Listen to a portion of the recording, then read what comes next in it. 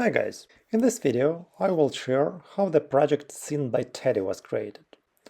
SeenByTeddy can be described as an AI traveling influencer. It can also be treated as an example of chat fiction, that is, web fiction written solely in the form of Twitter messages, with elements of augmented reality. I will share how I got this idea, how this idea and the character were developed using different AI tools.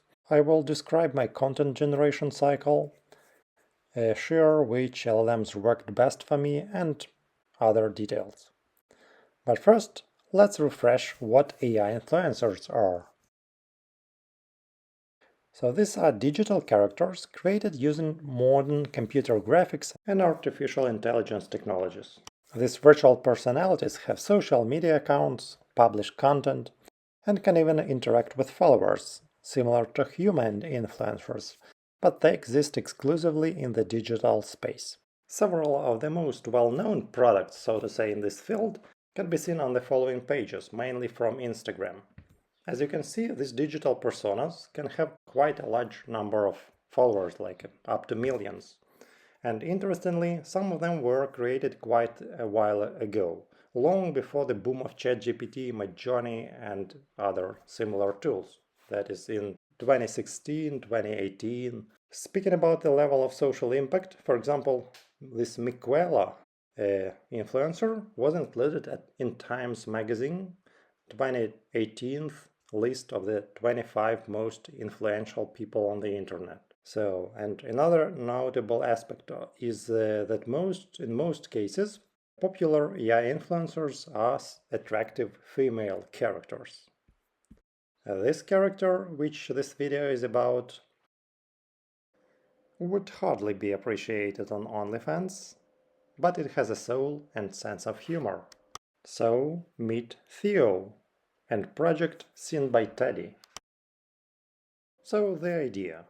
Theo is a virtual traveling bear who travels along real roads and visits real landmarks, writing to his owner, a child who cannot make such a journey themselves. He takes selfies and writes about his impressions in simple words, sometimes naively and childishly, sometimes with irony.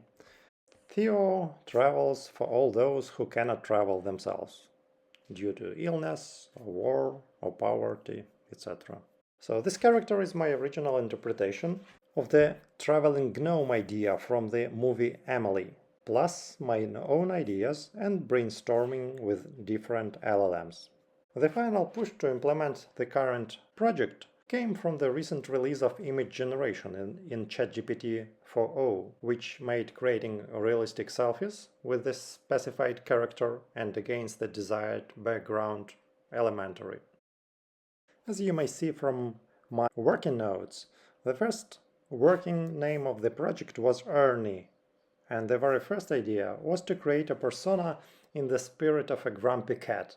That is an ironic, satirical character with appropriate appearance, who would be the antipode of authors of those sweet, perfect posts about travels and their own life. So, and this character would tell it like it is about popular tourist traps, tourist problems, etc.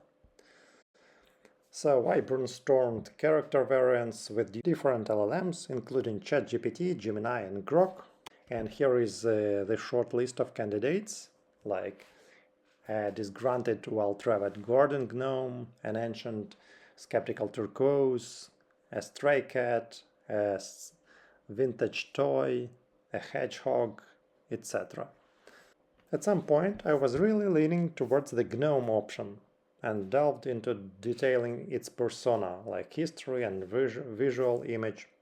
But after consulting with the potential audience, I received somewhat unexpected feedback that a GNOME might evoke not so pleasant associations, and in general, it might be a little bit too humanoid for this character. Although it's worth noting that the GNOME was a uniquely original option for which ChatGPT suggested some quite interesting backstory variants. And also, if someone suddenly wanted to get their own sample of this influencer as a gift or souvenir. So Chinese produce many quite interesting models.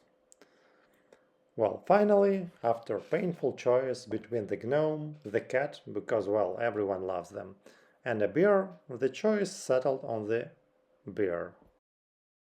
So, not being a professional writer, I started by searching through Perplexity on how to create a deep, captivating, relatable, charismatic character for a fiction book. Then I specified what prompts could be used to create this character, and after that I fed the received prompts to ChatGPT. So the ideas I received seemed so appealing and better than my initial one that I decided to move away from the irritable, sarcastic hero to a more sincere, sentimental, sometimes childishly naive character, but with notes of irony.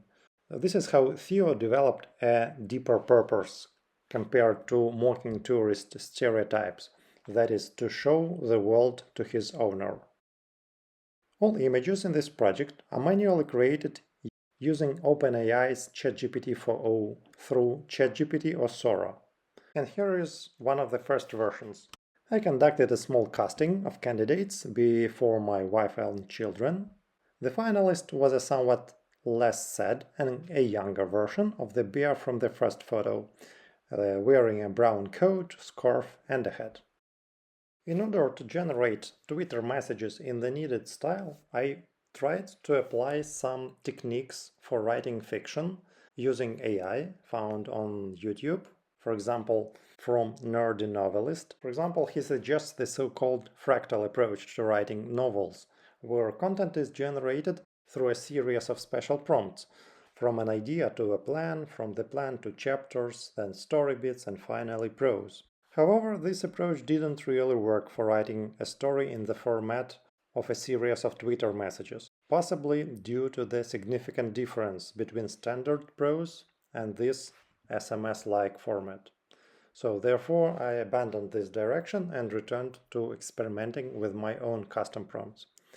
But some general principles remain. So Theo's messages are not like atomic posts, but they are more or less a coherent, connected story, just presented in the format of a series of Twitter messages.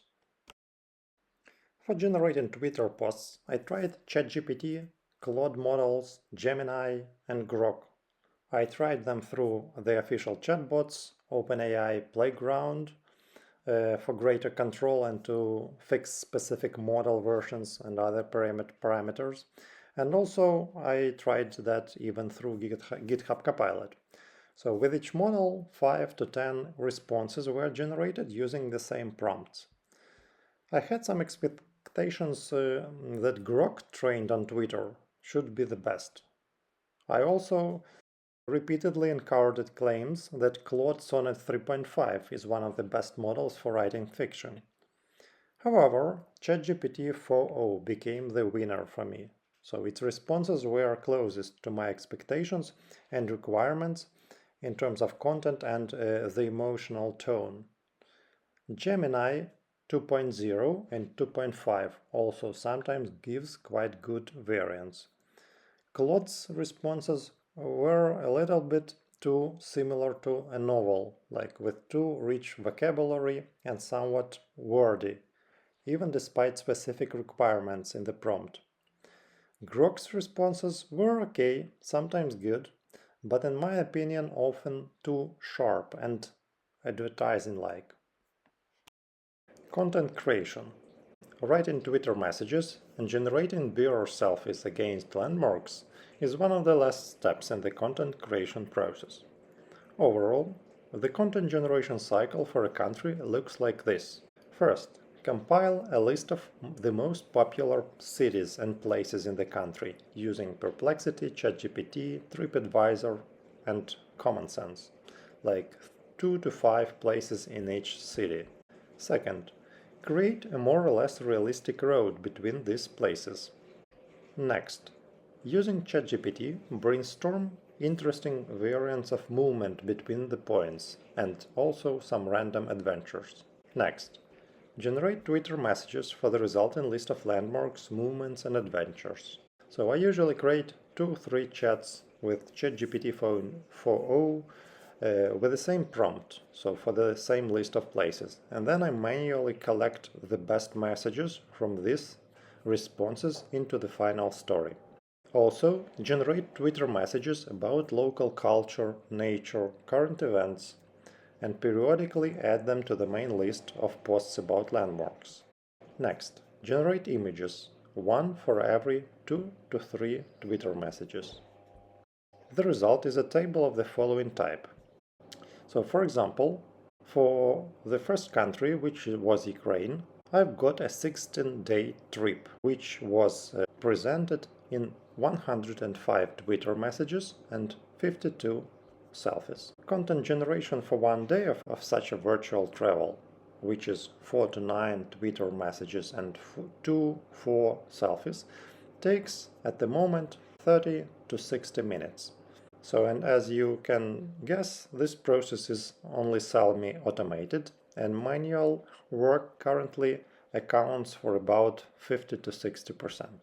So another tricky thing was to find a good channel name. As the content is partly plain text, partly images, the main channel for this project is Twitter or X. However, who knows, maybe Instagram or YouTube channels also will be needed, so the task is to find some channel name which would be free on all 3 platforms. And at the same time, for sure, this channel name should be informative, it should be easy to remember, and it should be properly pronounceable by speakers of different languages. After maybe up to 20 chats, mainly with ChatGPT, I've got a list of better options, which can be seen here on the screen. And SeenByTeddy, while perhaps was not ideal, but was virtually the only one that satisfied all the above requirements. Theo's journey began on Monday, June 2, 2025. His first post was also pinned to the channel as the introduction to the entire story. One of the selfies was used as an avatar, and the banner was also generated in Sora. So I add all the posts for the next day on the evening before or in the morning of the day using X's built-in function for creating scheduled posts. The interval between posts, by the way, is also close to realistic, as if a real tourist might be posting. So Theo's Ukrainian journey ended on June 17th, and on June 19th he will be already in the next country. If you are curious which one, please see it on SeenByTeddy X channel. Well, what do you think about this project? I would be happy to hear your impressions, and primarily regarding possible shortcomings and improvements, in the comments below. Thank you, and see you in the next one.